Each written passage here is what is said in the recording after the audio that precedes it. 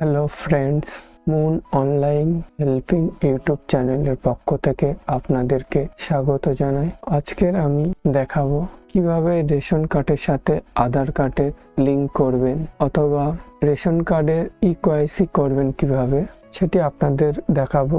আমি আপনাদেরকে দেখাবো যে ওটিপির মাধ্যমে আপনার রেশন কার্ড লাল হয়ে গেছে, অর্থাৎ আপনি রেশন তুলতে পারছেন না। সেক্ষেত্রে আপনি এই ইকেওয়াইসিটি করে আপনি আপনার রেশন পেতে পারেন। চলুন দেখিয়ে দিই কিভাবে করতে হবে। অ্যাট ফার্স্ট ব্রাউজারে গিয়ে ফুড সাপ্লাই লিখে সার্চ করবেন।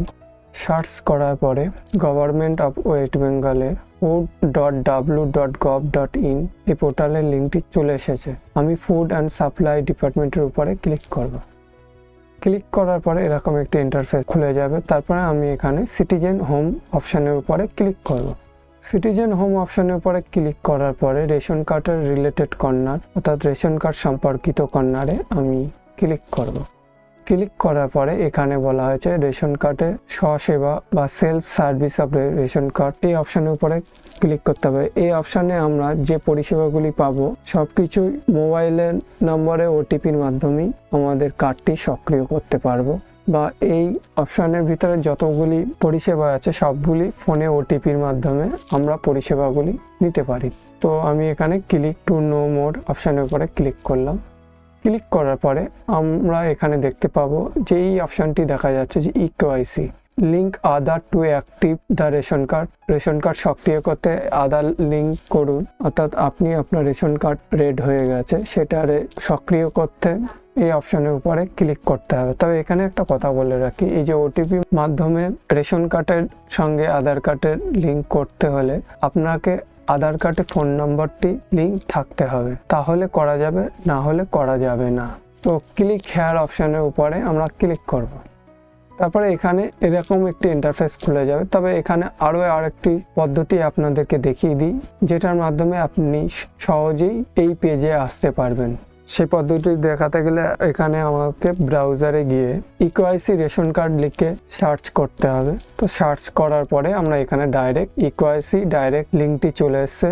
তো এই লিঙ্কের উপরে ক্লিক করলে ডাইরেক্ট এই পেজটি চলে আসবে। আপনার যেটা সুবিধা হয় সেইভাবেই করবেন। তবুও আমি এই পোর্টালের লিঙ্কটি অর্থাৎ রেশন কার্ডের সঙ্গে আধার কার্ডের লিঙ্কের পেজটি লিঙ্ক আমি ডেসক্রিপশন বক্সে দিয়ে দেব। চলুন দেখিয়ে দিই। এখানে আরেকটি কথা বলে রাখি, রেশন কার্ডে যে নেমটি থাকবে আধার কার্ডের নেম দুটোই এক হতে হবে, তাহলে সেক্ষেত্রে আমরা রেশন কার্ডের সঙ্গে আধার কার্ডের লিঙ্কটি করতে পারবো, না হলে আমরা করতে পারবো না। মানে এটাই বলতে চাই যে যদি লিঙ্ক না থাকে তাহলে সেটা পেন্ডিং অবস্থায় পড়ে থাকবে, অ্যাপ্রুভ হবে না।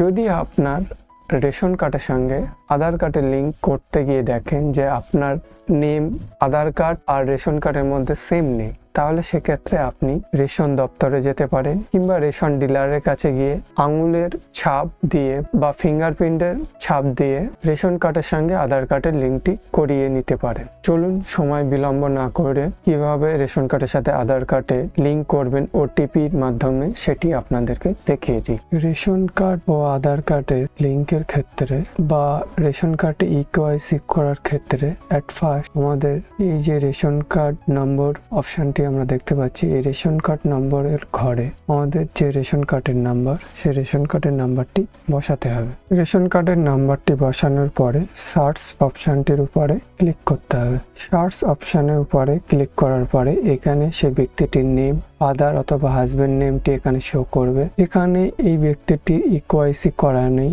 অর্থাৎ রেশন কার্ডের সাথে আধার কার্ড এবং ফোন নাম্বার লিঙ্ক করা নেই। তো রেশন কার্ডের সঙ্গে আধার কার্ড যদি লিঙ্ক করা না থাকে সেক্ষেত্রে ব্যক্তিটির রেশন কার্ডটি রেড দেখাবে। তো এখানে রেড দেখাচ্ছে। তারপরে আমরা এখানে যে আধার নম্বরটি দিতে বলেছে অর্থাৎ সেই ব্যক্তিটির আধার নম্বরটি এখানে দিতে হবে। এখানে একটা কথা বলে রাখি যে রেশন কার্ডের সঙ্গে আধার কার্ডের লিঙ্ক করার ক্ষেত্রে ব্যক্তিটির আধার কার্ডের সঙ্গে ফোন নম্বরটি লিঙ্ক থাকতে হবে, তাহলে করা যাবে এখানে। তো আমরা এখানে ব্যক্তিটির আধার কার্ডের নাম্বারটি বসাবো। আধার কার্ড নাম্বারটি বসানোর পরে এই যে চেক বক্সটি আছে, এখানে চেক বক্সের উপরে আমরা ক্লিক করব। ক্লিক করার পরে সেন্ড ওটিপি অপশনের উপরে ক্লিক করব।